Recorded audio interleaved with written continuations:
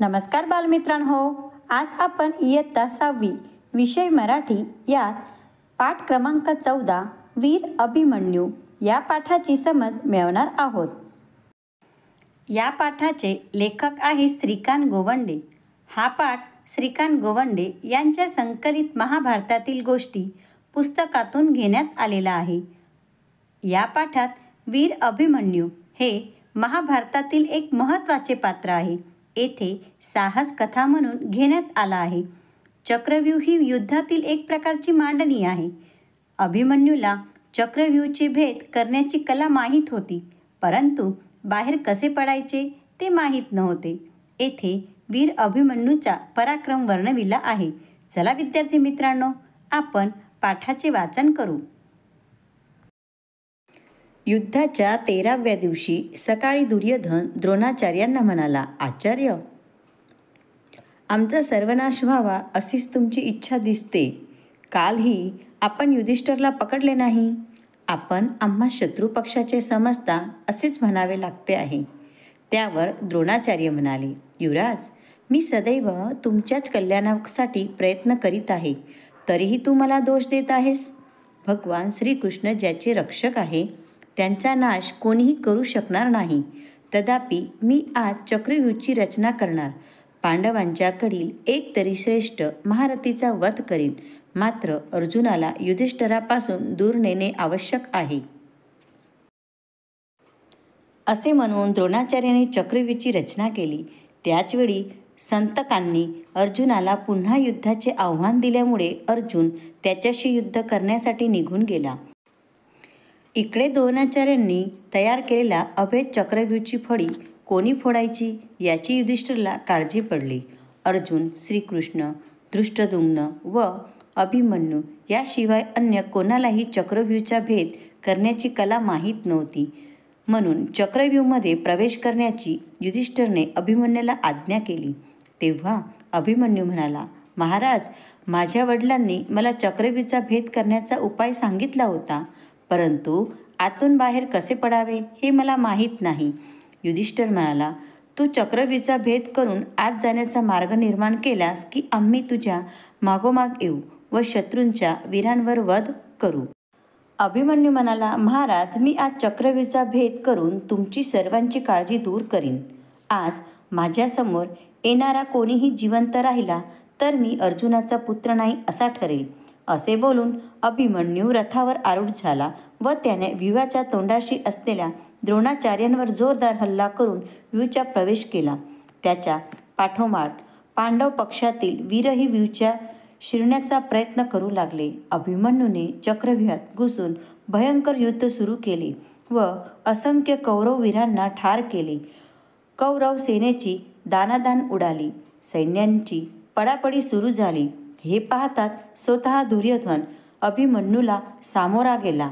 त्याच्या मदतीसाठी कौरववीर पुढे सरकले, परंतु अभिमन्यूने सिंहनाद करताच कुणाचे काही चालेना. अभिमन्यूने एकट्यानेच कौरवांच्या विशाल सेनेला रोखून धरले. युद्धासाठी पुढे आलेल्या कर्णावर अभिमन्यूने एक भयंकर बाण मारला. अभिमन्यू इतक्या वेगाने बाण मारत होता की तो बाण केव्हा काढतो व केव्हा सोडतो कुणालाच समजत नव्हते. अभिमन्यूचे ते शौर्य धैर्य पाहून द्रोणाचार्यांनी कृपाचार्यांच्या जवळ प्रसंग उद्गार काढले. ते ऐकताच क्रुद्ध झालेला दुर्योधन म्हणाला, मित्रांनो, हे आचार्य पांडवांच्यावरील प्रेमाचे अभिमन्यूचे रक्षण करीत आहेत असे वाटते, म्हणून आपण सर्वजण एकत्रितपणे अभिमन्यूचा वध करू. दुर्योधनाचे हे शब्द ऐकताच कौरववीर अत्यंत वेगाने अभिमन्यूवर धावून गेले. तेव्हा दुःशासन म्हणाला, महाराज, तुम्ही मुळीच चिंता करू नका, मी एकटाच आहे या अभिमन्यूला ठार करतो. असे म्हणून दुःशासन अभिमन्यूवर धावून गेला. दुःशासनाला पाहताच अत्यंत क्रुद्ध झालेला अभिमन्यू त्याला म्हणाले, अरे नराधमा, भीमाने तुझा वध करण्याची प्रतिज्ञा केली असल्याने मी तुझे प्राण घेत नाही. असे म्हणून अभिमन्यूने दुःशासनावर 25 बाण मारून त्याला बेशुद्ध पाडले. तेव्हा त्याच्या सारथ्याने त्याला युद्धातून बाजूला नेले. ते भयंकर युद्ध चालूच असता कर्ण पुन्हा युद्धासाठी आला असता अभिमन्यूने त्याच्यावर बाणाचा वर्षाव केला. जखमी झालेला कर्ण युद्धातून बाजूला झाला. कौरव सेनेतील सर्वच योद्धे अभिमन्यूशी युद्ध करण्यास घाबरू लागले. परंतु सिंधुराज जयराज अत्यंत वेशाने हल्ला चढून ठामपणे उभा राहिला. अभिमन्यूच्या पाठोपाठ येणाऱ्या पांडववीरांना त्याने रोखून धरले. कुणालाही पुढे सरकू दिले नाही. पूर्वी जयद्रथने द्रौपदीला पळवून नेण्याचा प्रयत्न केला तेव्हा भीमाने त्याचा पराभव करून अपमानित केले.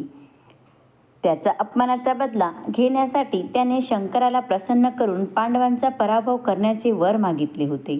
तेव्हा शंकर म्हणाले, अर्जुनाशिवाय इतर सर्व पांडवांना तू एक दिवस हरवू शकशील.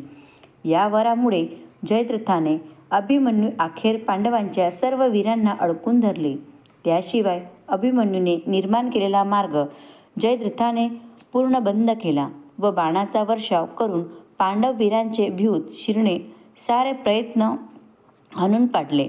अभिमन्यूने शत्रुसेनेत घुसून अनेकांना बेशुद्ध पाडले. कित्येंदा पळवून लावले. अनेकांना स्वर्गाची वाट दाखविली. त्यावेळी द्रोण, कृप, कर्ण, अश्वत्थामा, बृहबदल व कृतुवर्मा या 6 महावीरांनी एकत्रपणे अभिमन्यूला चारही बाजूंनी घेरले. परंतु अभिमन्यूने जराही विचलित न होता वृंदारक व बृहद्बल या महारथांनी ठार मारले. हे पाहताच 10,000 राजगण युद्धातून पळून गेले. द्रोणादी 6 महारथांनी एकांकी लढणाऱ्या बाल अभिमन्यूवर एकदम हल्ला करून युद्धाला सुरुवात केली. जयद्रथाने सर्व पांडव सैन्य रोखून धरल्यामुळे एकटा अभिमन्यूचे काही चालेना. त्यावेळी कर्णाने द्रोणाचार्यांना विचारले, आचार्य, हा बालवीर आपल्या सेनेला व महारथींना ठार मारत आहे, तेव्हा याला ठार करण्याचा उपाय सांगा. तेव्हा द्रोणाचार्य म्हणाले, कर्णा, हा बालवीर कुणालाही प्रहार करण्याची सवय देतच नाही. याचे हे युद्ध नैपुण्य पाहून मला आश्चर्य होत आहे. याला ठार मारणे वाटते तितके सोपे नाही. तथापि एक उपाय आहे. बाणप्रहाराने याचे धनुष्य तोडावे, त्याचे रथाचे घोडे व सारथी यांना ठार करावे. अशावेळी शस्त्रहीन केले असता त्याला ठार मारता येईल. द्रोणाचार्यांनी असे सांगितले असता कर्णाने शरवृष्टी करून अभिमन्यूचे धनुष्य तोडून टाकले. भोजराजाने रथाचे घोडे ठार केले. कृपाचार्यांनी एकाकी बालक अभिमन्यूवर एकदम हल्ला केला. मग अभिमन्यूने ढाल तलवार घेऊन शत्रुसेनेची कापाकापी सुरू केली. तेव्हा द्रोणाचार्यांनी बाण मारून त्याच्या तलवारीचे 2 तुकडेच केले. कर्णाने बाण मारून त्याची ढाल नष्ट केली. तेव्हा अभिमन्यू रथचक्र हातात घेऊन द्रोणाचार्यांवर धावून गेला. अशा घायल स्थितीत त्याने अनेक वीरांना ठार केले.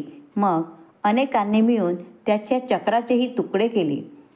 येथे अभिमन्यूला चक्रव्यूहात एकटा पाहून जयद्रथ आणि त्याच्यासोबत या सर्व महारथींनी शस्त्रहीन अभिमन्यूवर हल्ला केला. त्यामुळे तो वीर बालक घायल होऊन वीरगतीस पावला. अशा प्रकारे बालमित्रांनो, आपण वीर अभिमन्यूचा पराक्रम पाहिला, त्याचे साहस पाहिले, युद्धनीती पाहिली, युद्धाची निपुणता पाहिली. शेवटपर्यंत तो युद्ध लढत राहिला, परंतु तो हारला नाही किंवा शत्रूंच्या तावडीत सापडला नाही. अशा प्रकारे वीरगतीस प्राप्त झाला. असा होता वीर अभिमन्यू, पराक्रमी, साहसी, युद्ध नैपुण्य कलाकार. चला, यावरून आपण संवादाच्या प्रश्नांचा अभ्यास करू. आपल्या मित्रांना आपले मनातील भाव सांगू किंवा चर्चा करू, माहिती सांगू. चला विद्यार्थी मित्रांनो, तर प्रश्न वाचू.